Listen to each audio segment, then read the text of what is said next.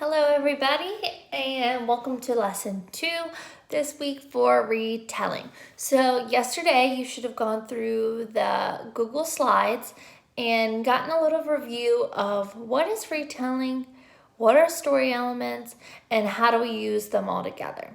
So I'm going to go over a quick little review today. I made an anchor chart already, just like the ones that we would have in our room. So we're going to go over the anchor chart. Then I'm going to read you a story, and we are going to focus on what do we put in the beginning of the story? What are those important things that we need to mention when we're just retelling the beginning? Tomorrow we will reread the story, and then we'll do the middle and end together, okay? So today we're going to review, read, and do the beginning. Okay, so let's go ahead and let's look at my anchor chart. So here we have retelling.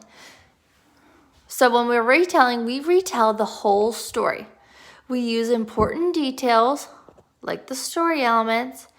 We tell in sequence, which means in order, beginning, middle, and end. And then below I put what is important in each part when we're retelling.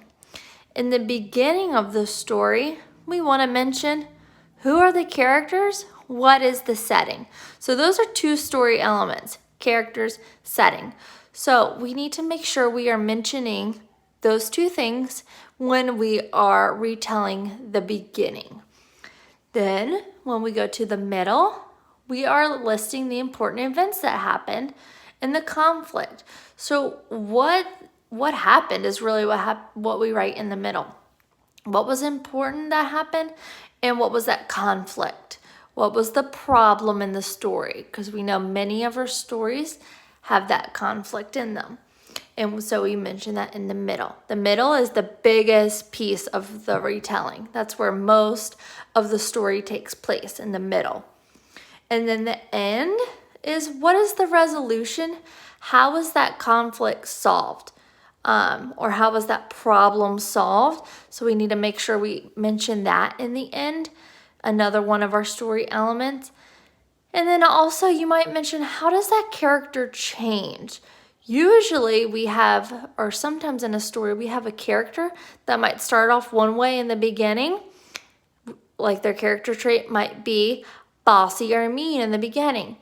Then some events happen, like I'm just thinking of Recess Queen with Mean Jean.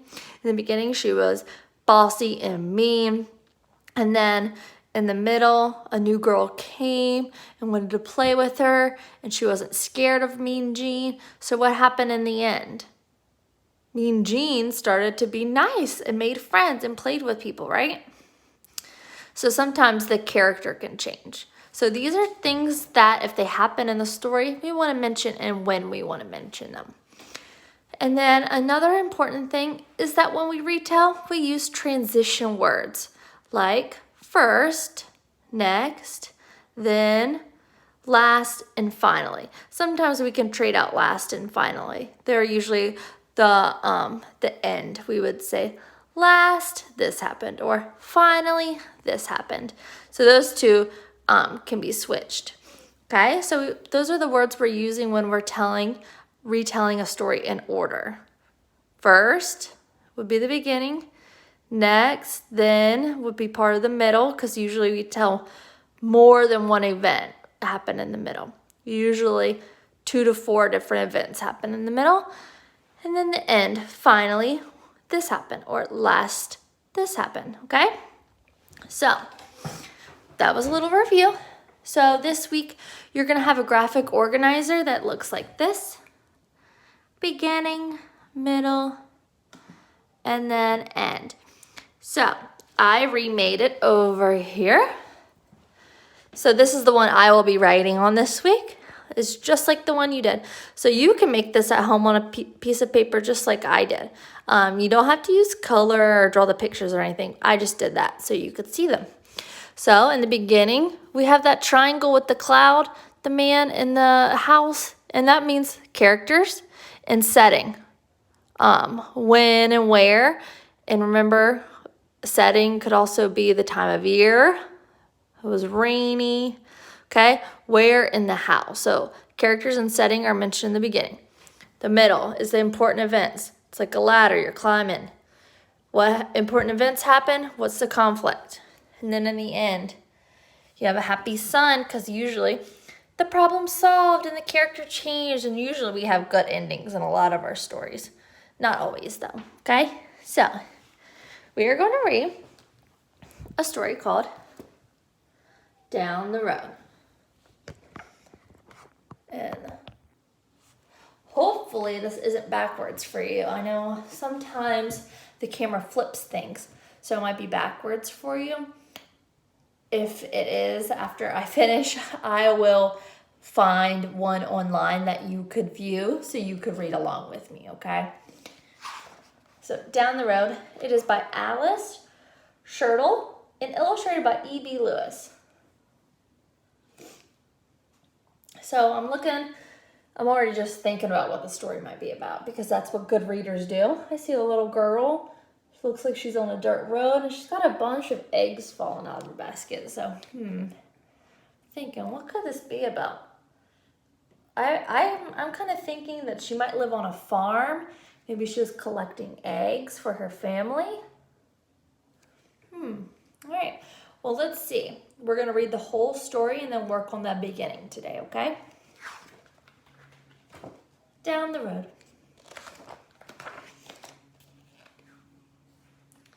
Oh, still looks like a farm, so that's pretty good on my prediction.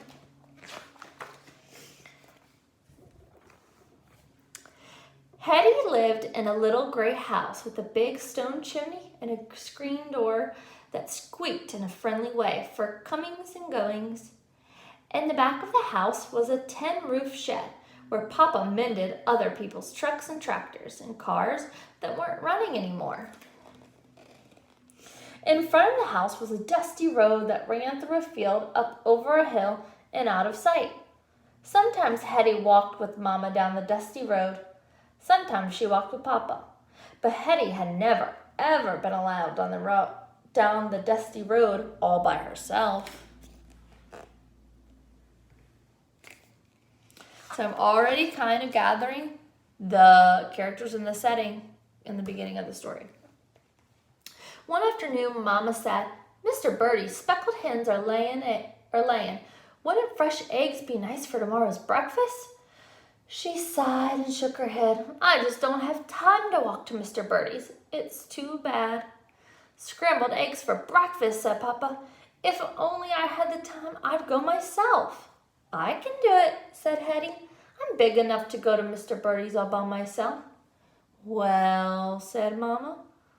"Look at this big girl," said Papa. "Hetty can do it, Mama. Absolutely." Papa gave Hetty a handful of coins in a wicker basket. 1 dozen eggs, he told her. 12 big beauties, no cracks. "Be sure to say thank you to Mr. Birdie," said Mama. "Come straight home," said Papa. "Don't dilly-dally." What do you think dilly-dally means? It means to go off track or start playing around. Don't dilly-dally. Squeak, bang went the screen door, and Hetty was on her way. She marched straight down the dusty road, swinging the basket and jingling the coins in her pocket. "This is what it's like to be a grown-up," she thought. "You have money in your pocket, and you can go down the road all by yourself." She listened to her shoes go thup, thup, thup, thup, and she made them walking words to say when she went along the road. Down the road, 1 and 2. Eggs for breakfast, howdy-do. Eggs for breakfast, clickety-clack. Eggs for breakfast, not a crack.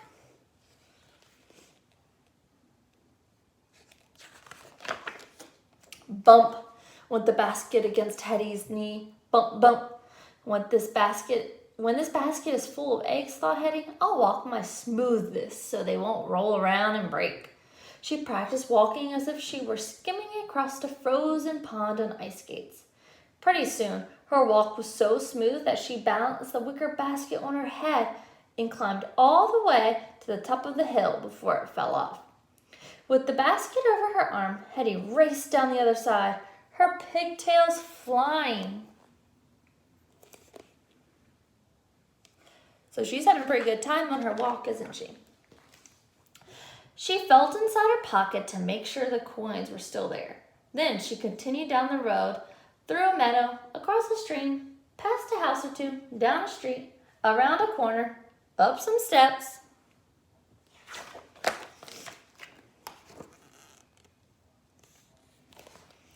and into the cool shadows of Mr. Birdie's Emporium and Dry Goods Store. So she made it there.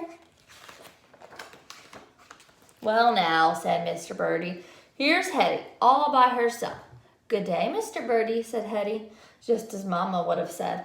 I'd like a dozen eggs, please. She slapped the coins down on the counter just as Papa would have done.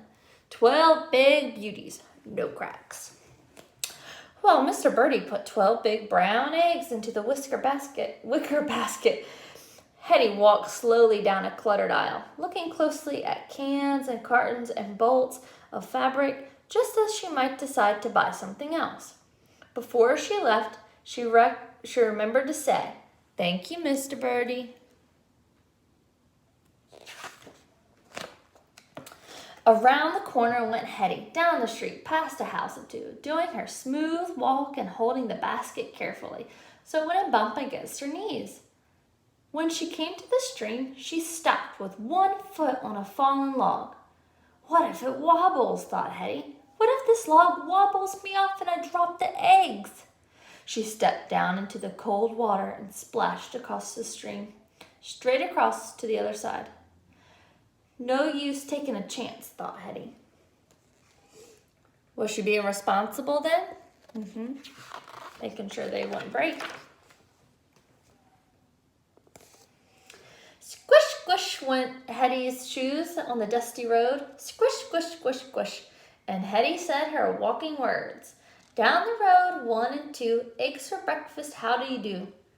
Hetty was so busy doing her smooth walk and saying her walking words and admiring the eggs in the basket that she didn't see a rock sticking up in the middle of the road.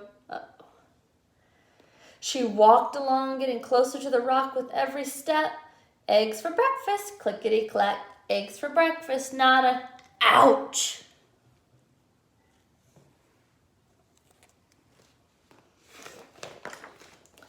Hetty's toe hit the rock and she stumbled forward. She had to hop and jump to keep from falling. Inside the basket, the eggs rattled together with little clinking sounds. Oh no, said Hetty. She knelt down on the road and took the eggs out of the basket. Scarcely breathing, she examined everyone. Not a crack, she said with a sigh. She wiped each egg off on her shirt and put them all back inside. Very lucky. Then she was on her way again, this time keeping a sharp eye out for obstacles on the road. It seemed like a very long road. The sun was hot, and by the time she reached the meadow, Hetty was tired. But there in the middle of the meadow was a big wild apple tree full of bright red apples. Sweet, juicy, crackly, crisp apples. What do you think she's going to do? Do you think she's going to go get some apples? Oh, look at that face. Papa's favorites. Mama's too. Hetty herself was very fond of apples. Just 3, thought Hetty, and then I'll go straight home. She made her way through the weeds, snagging foxtails in her socks and holding the egg basket carefully in front of her. Hetty picked up an apple for Mama. She picked an apple for herself. Now for a big, red, Papa-sized apple. She reached up, and the wicker basket tipped just a little bit. She reached higher, and the basket tipped a little more.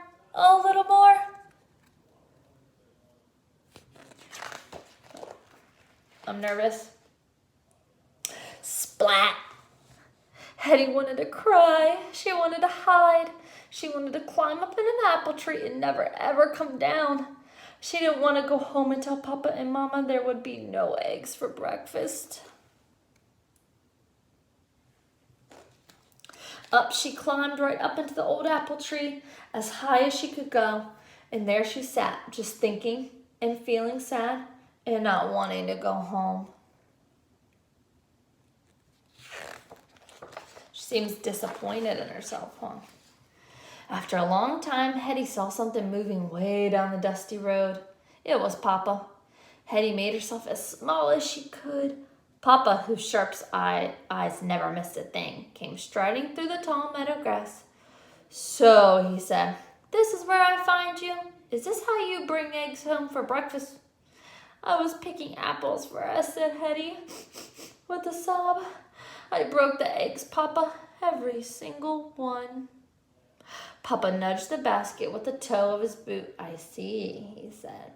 "And you climbed up into the tree to think it over?" Suddenly, his face wrinkled into a smile. "There's no finer place than an apple tree to think things over," and Papa climbed up beside her.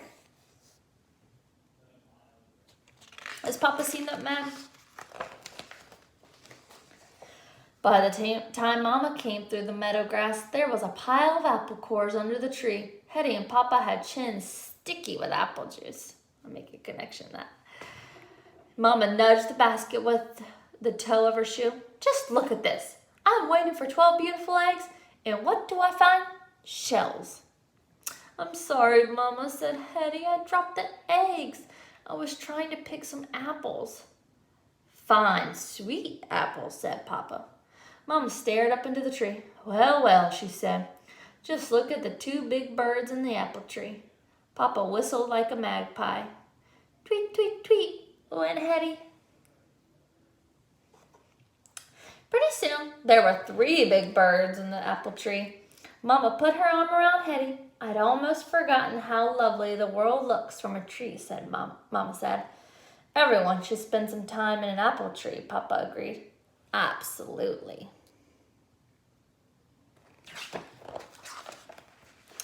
When they walked back home along the dusty road, they had not one egg among them.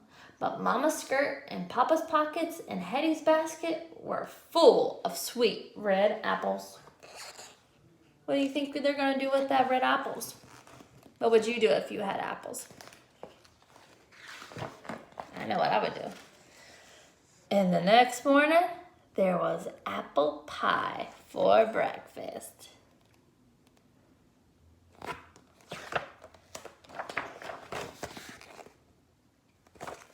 The end. So, that was the whole story. I really enjoyed that story. So what we're going to do now is we're going to work on the beginning of the story. So remember, what is important to mention in the beginning of the story?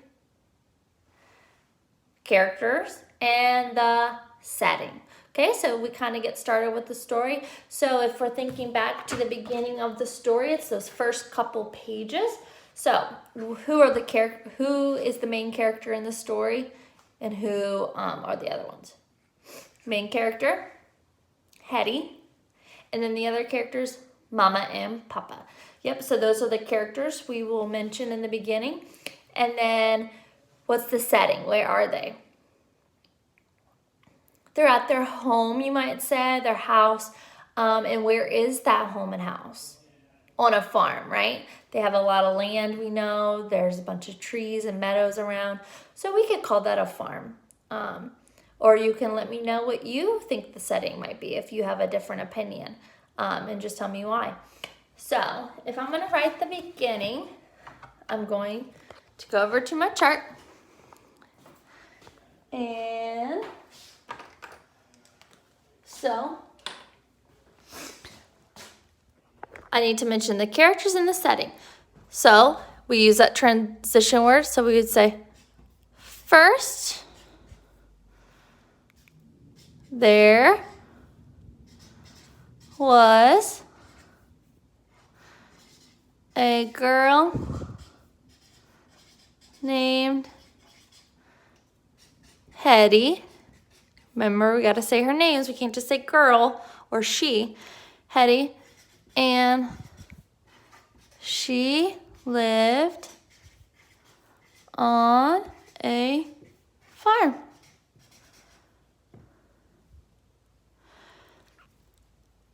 Mama, mentioning the other characters, and Papa Remember, why did she even go get the eggs? They wanted what? Mama and Papa wanted fresh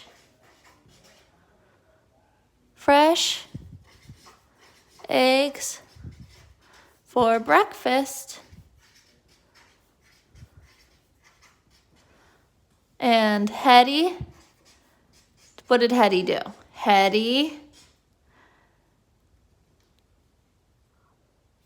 volunteered. I'm going to say volunteered. You could just say went. Volunteered to go get them from who? Do you remember his name? Mr. Birdie. So he's another character. From Mr. Birdie's shop. All by herself. Would you agree that that's what happened in the beginning of the story? First, there was a girl named Hetty, and she lived on a farm. Mama and Papa wanted fresh eggs for breakfast, and Hetty volunteered to go get them from Mr. Birdie's shop all by herself. So that's what the beginning of the story was. We're setting up the story for the important events that are going to happen next in the middle, when she actually leaves to go on her trip by herself. It's important to mention that she's all by herself because this is the first time Hetty is ever allowed to go on a trip to the store by herself. So she's feeling very proud and knows that this is an important thing that she's never been able to do. Okay? So tomorrow we will reread. We will go over the middle and end. And we should have a good review already of retelling and story elements, so we won't have to do that. Depending on time, we might just skip to the reread just the middle and end of the story and skip the beginning since we already have that. It'll depend on the time. Okay? Alrighty. Well, thank you for joining me. I'll see you on the next lesson. Bye.